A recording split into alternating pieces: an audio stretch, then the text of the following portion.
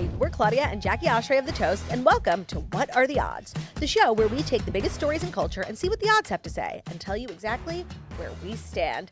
Hey guys, how you doing? I'm doing good. I love referencing the Poly Market pop culture markets because it's such a great way to get some perspective on our opinions. Yes, a lot of times it does feel, as hosts of the biggest pop culture show in the world, that we're like shouting into an echo chamber. And that we're only talking to each other. And, you know, we always agree with each other. So it's hard for us to like understand and know if there's people who disagree with us. Now, we haven't seen you guys since our last episode. Hope you missed us. And I hope Did you miss us? Because we missed you. Hope some of the other hosts have been keeping you company.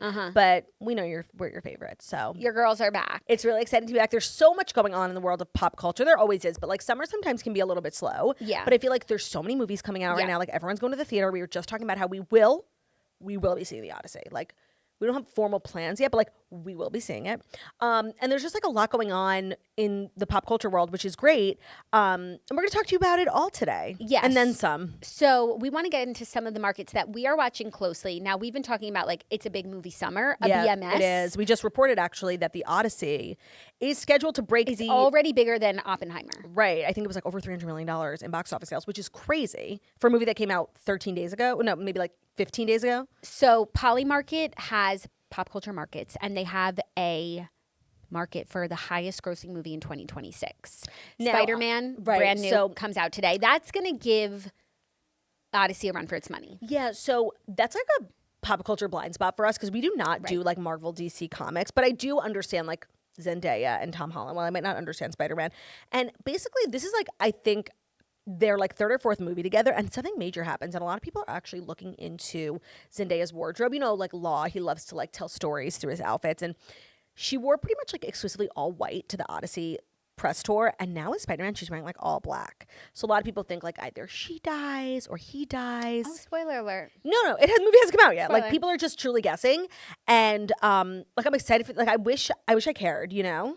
Yes. But I do care about box office numbers. One, you love to see local theaters thriving. Yes, you do. Absolutely love to see local theaters thriving. And just the art of going to the movies, the act of it. And I feel like you were talking about this with Off Campus. It's like in the age of streaming, like things just come and go. Like nothing is special.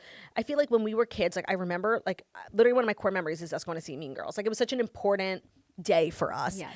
And I love that people, like I think it makes a movie a bigger deal. That's what Harry Styles was saying, like a movie that feels like a real movie. And so for the Odyssey and for, it's actually crazy also that Tom Holland and Zendaya are in both of like the biggest movies of the year. And they're the same week. Yeah. Also, speaking of like growing up, tentpole movie event, Toy Story 5 is is a up there contender too. for Yeah. highest grossing movie of 2026. Zach took the boys to see it. They said it was amazing. Everyone's saying it was amazing. I love Obviously, the message. Taylor Swift threw her weight behind that. So there's Oh, a lot true. of weight. Like, it's weighty.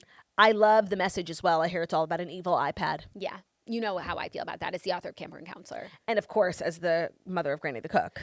As the mother of Granny the Cook, we don't have an iPad. We have Granny the Cook. Correct. But yeah, no, people loved it. I obviously know it like through the lens of Taylor Swift. I have not seen it yet, but a lot of storied franchises. That's a top contender. Avengers, talk about story franchises. Oh, yeah. That's a blind spot for us that we're just going to like keep on ignoring. I guess my prediction, I feel like it's really, really tough to beat those big Marvel. Yeah. Like I do think Spider-Man will edge out The Odyssey. even though like Odyssey is the name on every time I open my phone. It's like the Odyssey this, Odyssey that. I don't know why. Those movies always win. Like the big Spider-Man, the big like Aquaman, like those movies. I don't know. They always win the box office. They do. They So do. My official prediction, even though I'm notoriously wrong about so many things, is that it's going to be Spider-Man. To be honest, I didn't even know there was a new Spider-Man movie coming out until right now. But I guess it's going to be my choice as well, even though that's so like antithetical. Like I'm in pop, I'm here all the time. No, and the fact that you've heard so much about, and I've heard about the Odyssey, I've heard about Toy Story. I haven't heard about Avengers, but even maybe I did, and I just like wasn't paying attention. But I thought Avengers ended like with Endgame, right? I don't know. Next is Doomsday. I thought it was over. Yeah. So I guess it will be Spider-Man for highest grossing movie. However, there's also a market for Oscars 2027 Best Picture winner. And this is where I feel like it's like buzz versus audience. Like definitely audience wins the first market that we talked about of highest grossing, but buzzworthy, The Odyssey. What was was it the Oscars that added a box office achievement award? Was that the Oscars or was that, I think maybe it was the Golden Globes? Because box office achievement, like we were talking about Wicked last year, like that's something, but that might not win Best Picture. Fake award. I think it's a fake award too. Best Picture winner here is what like the market is saying will be the contenders: The Odyssey, Absolutely. Dune Part 3, Oh my God, the Dune franchise is an industry plant. Continue. Wild Horse 9, Okay. Digger, Okay. Fjord, Okay. Project Hail Mary. Oh. Mm-hmm. I feel that in years where Christopher Nolan is set to release a film, like everybody takes the year off except for Greta Gerwig and Barbie, because it doesn't sound highly competitive, and it's like almost certain to me that The Odyssey is going to win. Yeah, the market that is the leader right now. Yeah. And I feel like that feels right, considering I didn't even know these other movies It's were kind of in like existence. when Taylor Swift is set to release an album, like people move their albums away from that week. I think that Christopher Nolan is definitely the Taylor Swift of the film industry. Oh, you think so? Yeah, I mean, I think if you have like a big passion project, like and the Oscars are important to you, like maybe just wait till next year. Well, He doesn't there's- release movies that often. There are a couple, like there's Quentin, Quentin, yeah, of course. there's James. Of course. There's Guillermo del Toro, Yeah, Greta. She's a big one. Greta. But no, I think they all sort of like bow down to There's Christopher Nolan. Catherine Bigelow. They all bow I down. know. There's too. Kenneth Ortega.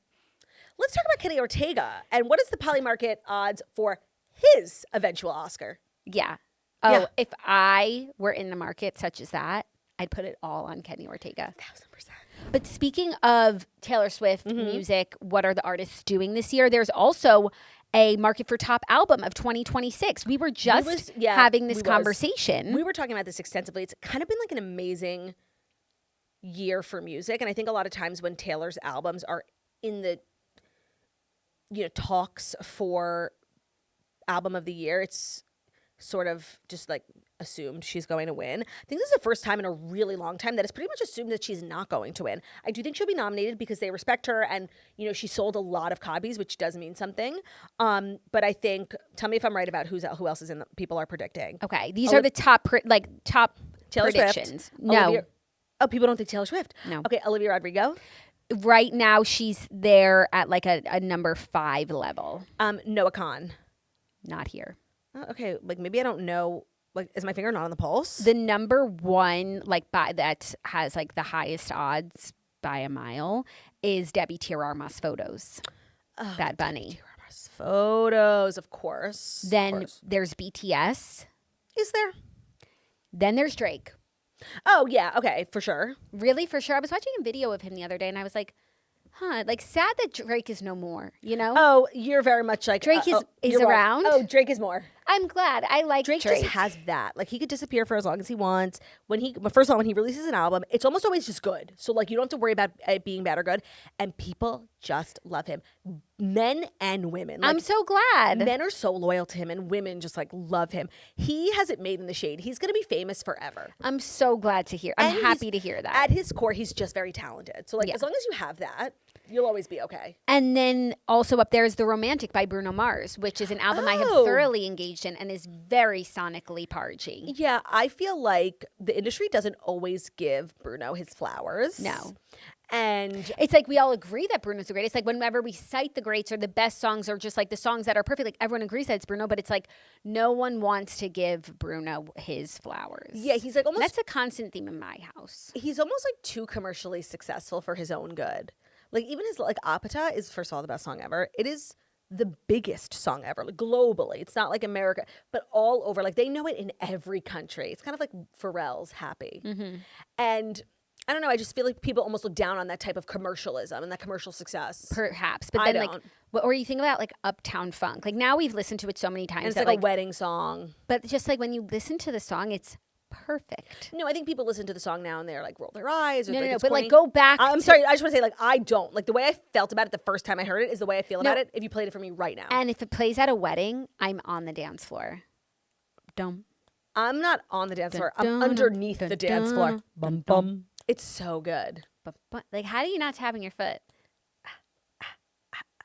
Totally. when it comes to album of the year, it's like, well, album of whose year, What's right? album of Turdy's year? It does feel like, I don't want to get into, like politics over here, but it does feel like sad. Not sad, but like a little scary to say as a big Taylor Swift, like probably number one Swiftie, registered Swiftie.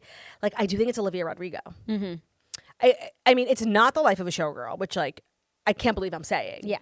But Olivia Rodrigo's album, it's just like funny what hits you and like what you listen to, what you reach for in your car. It is a masterpiece. I've talked about it briefly on the podcast, but like, and all of her albums are good. I don't know why I'm so surprised, but I think maybe I thought like I just like sort of aged out of her music, or maybe I couldn't relate to it. It's just good. That's what I keep saying. Like, if the quality is there, like I don't care who you are, what you are, like it just works. Yeah, no, I'm enjoying it as well, which is crazy because I'm older. What's the album of your year? The album of my year might be Bruno Mars. If I'm thinking about like albums that I've really listened to backwards and forwards. Morgan Wallen album this year is really good too. It is really good, but I don't think he'll be like nominated and certainly not win Certainly anything. not, yeah. Ella Langley Oh yeah. is an album of my year. And then I'm just going to take everyone's word for it that Noah Kahan's album is an album of the year. I haven't listened, but he's a talented artist. You should like To listen to the album? yeah. Okay.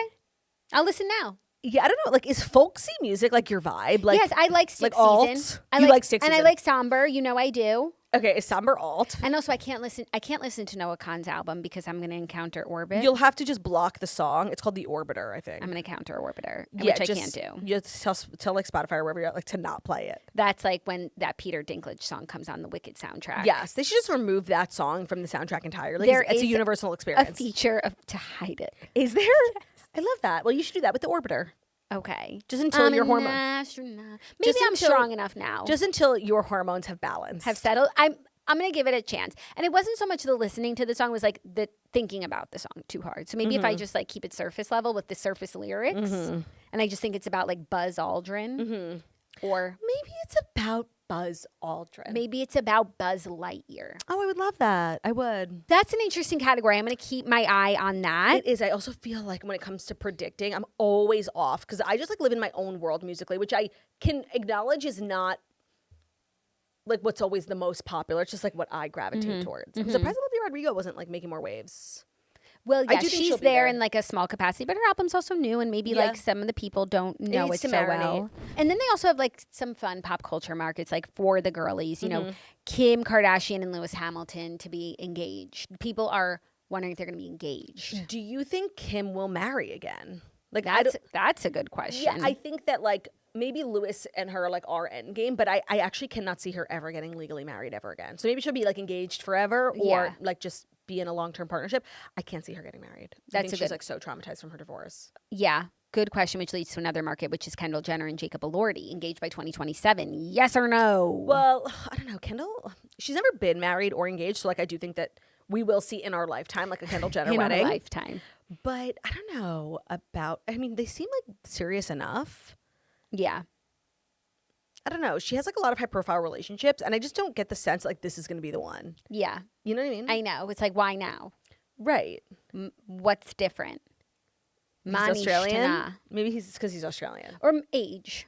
You know, you get older. Maturity, and yeah. then you're just ready. Yeah. I was just watching a clip of Madison Beer on Therapist talking about like how when she met Justin, she was ready and he like came in the right person at the right time. You have to be ready. You have to be open. have to have your light receiving on. love. You have to have your light on. It's so true. But I love like hanging out with my fellow pop culture enthusiasts on the Poly markets because I really get a sense of the lay of the land. And it doesn't change like my opinion and my beliefs, but like It's nice to know what other it's people good think. to have that context. It's kind of like running a focus group, you Yeah. know? It's good to know what the public is thinking. Yes. And of course, it's fun for us to like flex all of our pop culture knowledge and get in on these markets and be like, well, you don't know this and that. Right. Well, like as an expert with insider information, yeah, it does help. And like you can choose the underdog.